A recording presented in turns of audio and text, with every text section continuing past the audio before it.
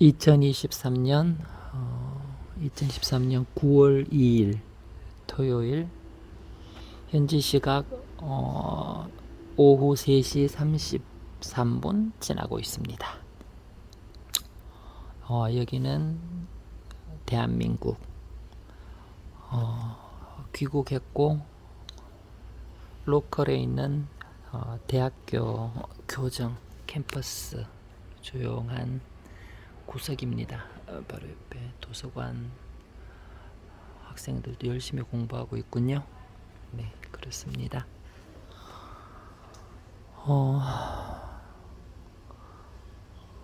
귀국한 지 이틀이나 지났습니다. 벌써 마지막 영상을 촬영한 것이 이 튀르키예나 여기나 매미들은 거의 같이 많이 있는 것 같습니다.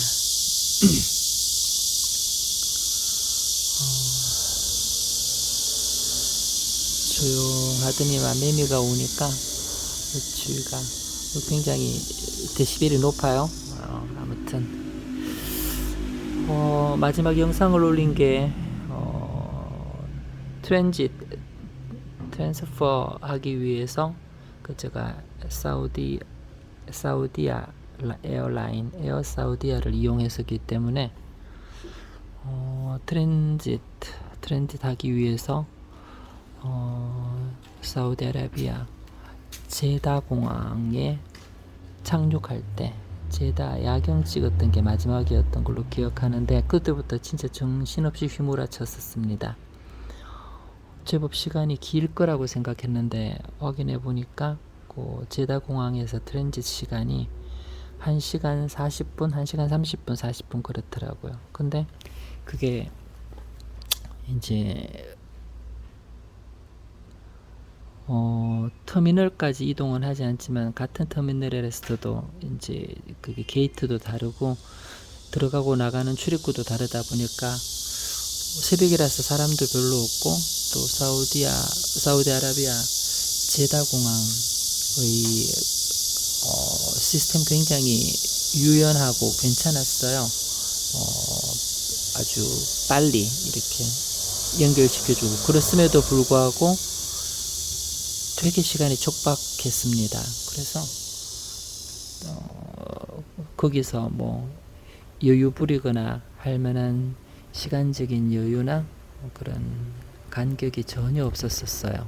그래서 게다가 또 내리면서 우연히 그 시리아였지 싶어요. 에서 온 한국 인천으로 들어가는 외국인 노동자 아저씨 한 사람 만나서 이런저런 얘기를 두른두른 하다 보니까 뭐 거기서 전혀 여유 없이 급하게 돌아가서 또 거기서는 제가 튀르키예 이스탄불에서 탔던 항공편에는 한국 사람이 한 가족 그 밖에 없었는데 4명밖에 없었는데 근데 세상에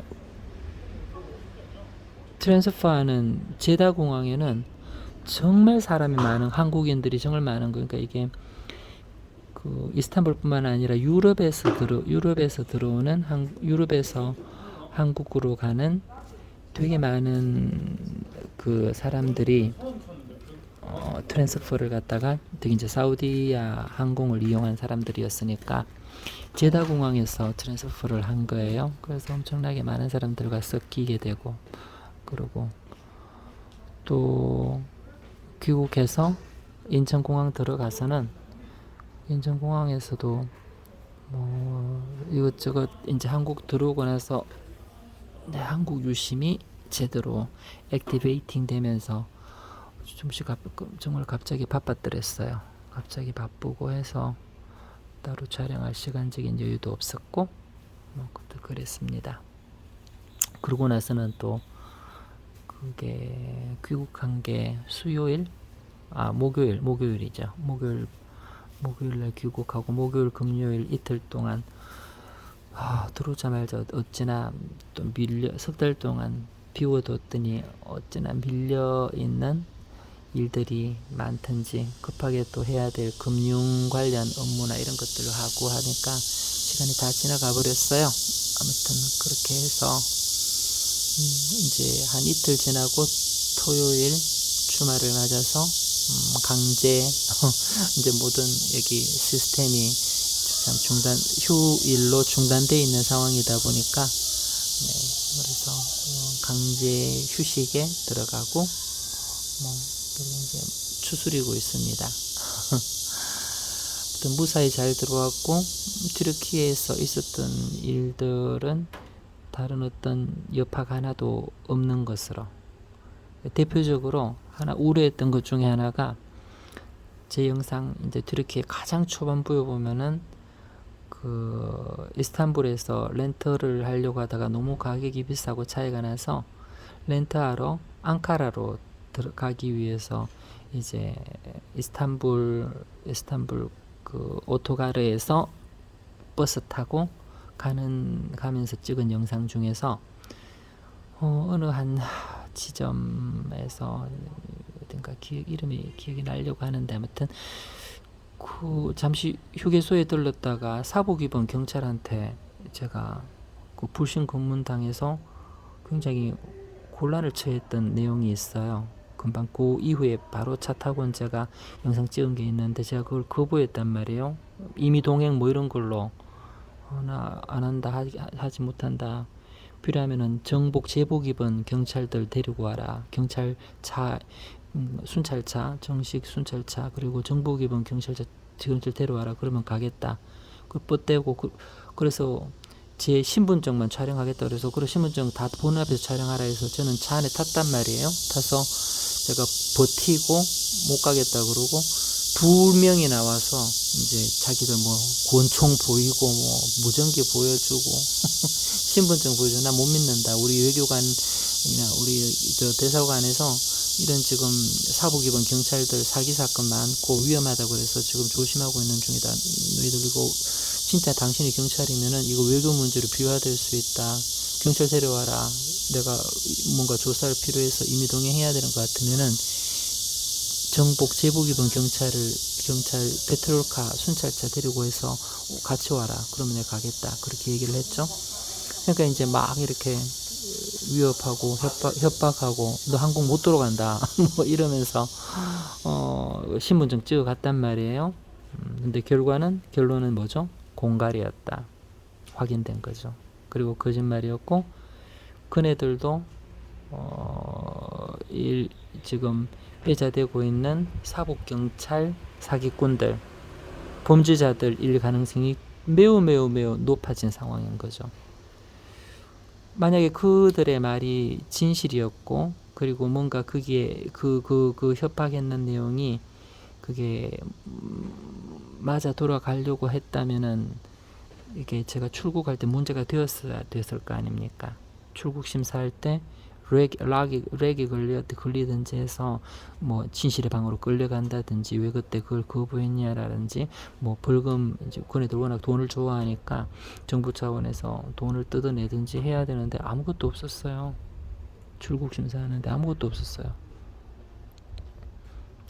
곱게 그냥 보내줬더란 말이죠. 다시 말해서 이거는 공갈이었다. 거짓말이었다. 경우의 수는 몇 가지 나오는데 일단 첫 번째 가장 높은 가능성은 지금 회자되고 있는 사복경찰 사기꾼들, 사복경찰 범죄자들일 가능성이 제일 높고요. 건서 올려다가 제가 뻗대고 주위에 사람들이 많고 심지어 주위에 사람들이 이제 경찰을 실제로 부르려고 하니까 꼬리 내리고 꽁무니 빼고 도망갔단 말이에요. 두 번째로는 실제 경찰이었더라도 부패 경찰, 뭔가 다른 노림수, 뭔가 돈을 노리고 작업하려고 공사 치려고 하다가 저한테 물먹은 케이스일 가능성도 있고, 어찌되었든 간에 위험한 상황에 제가 노출되었던 건 사실이고, 그리고 저는 그 부분을 지혜롭게 모면했던 게 지금 사실인 상황이 되어버린 거예요. 결과적으로 만일 진짜 그들의 말이 협박이, 그들의 그 경고가 조금이라도 진실이었다면은 제가 출국할 때 이렇게 순순히 순조롭게 출국할 수 있을 리가 없잖아요. 뭔가 걸어놨겠죠. 추후 조사, 추가 조사가 필요하든지 왜 경찰의 그 조사에 응하지 않고 순조롭게 그 이제 협조하지 않았느냐고 책임을 물어야죠. 근데 없었단 말이에요. 그래서 결론적으로 봤을 때는 아마도 그거는 네, 이렇게 경찰관들은 전부 다 사기꾼이고 범죄자들이었으니 지금 현재 결과론적으로는 판명된 상황이에요.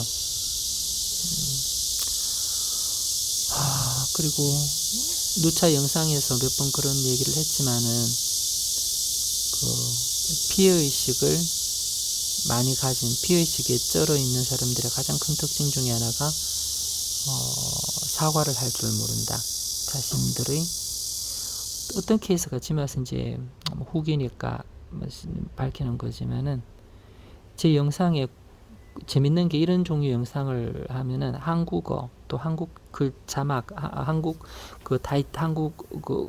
한글 타이틀 이런 게 있음에도 불구하고 어찌 그렇게 달라든지 똥파리들이 달라들어요. 현지인들 중에서 굳이 그걸 찾아 들어와서 들어보고 그게 뭐가 있는지를 이렇게 거의 감시죠. 이런 사람들 꼭 있어요, 한둘이.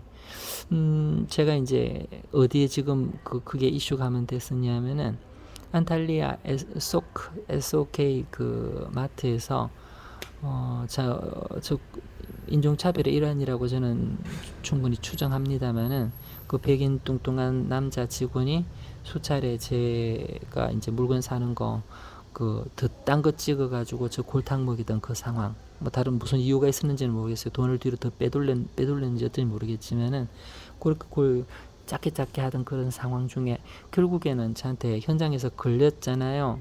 그 영상이 지금 있단 말이에요.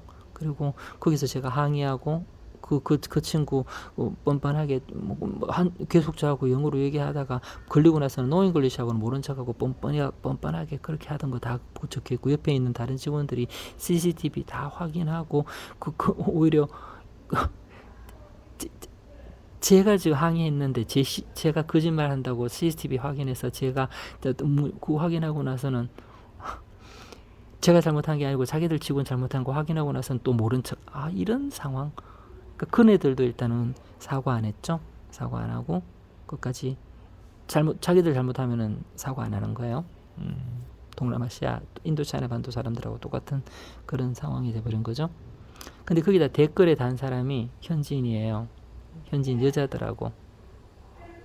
직원이 좀 졸렸을 수도 있고 그런 거지. 그게 무슨 큰 잘못이냐고. 그렇게 댓글을 달았더라고요. 일단 1번 절대 사과할 줄 모른다. 증거가 있음에도 불구하고 증거가 진짜로 명시적이고 확정적인 증거 그렇게 일부러 딴 거 찍고 마늘이 들어갈 리가 없잖아요. 그 테이블 위에 마늘이 있었던 것도 아니고 제가 마늘을 살 것도 아니고 근데 마늘 찍었는 거 그거 이제 확인하고 나서는 딱 걸렸단 말이에요. 그리고 저한테 항의를 듣고 그런데 거기다가 댓글을 단 현지인의 변명이 변명이라는 게 직원이 아마 졸려서 그랬을 것이다. 이딴 얘기를 거기다 그걸 변명이라고 구구절절 적어놨더라고요. 그래서 참 이 사람들도 실시간 감시해서 결국에는 변명하는 거라고는 그런 거나 변명을 하고 있더라라는 게 지금 와서 하는 얘기입니다. 그러니까 전반적으로 그런 자격지심, 피해의식에 쩔어 있는 거는 사회 전반적인 분위기가 아닌가. 경제 폭망, 환율 폭망, 그리고 물가 폭등 이런 것과 더불어서 외국인에 대한 어떤 경계, 적개심, 피해의식 이런 것과 같이 맞물려서 그런 어떤 반응이 만들어지거나 발현된 것이 아닌가라는 그런 합리적인 의심을 하게 되고, 그럼 말이 안 되잖아요. 미안하다 그래야지, 잘못했다 그래야지, 실수였다 그래야지, 피해를 주고 기분을 상하게 해서 죄송하다 그래야지.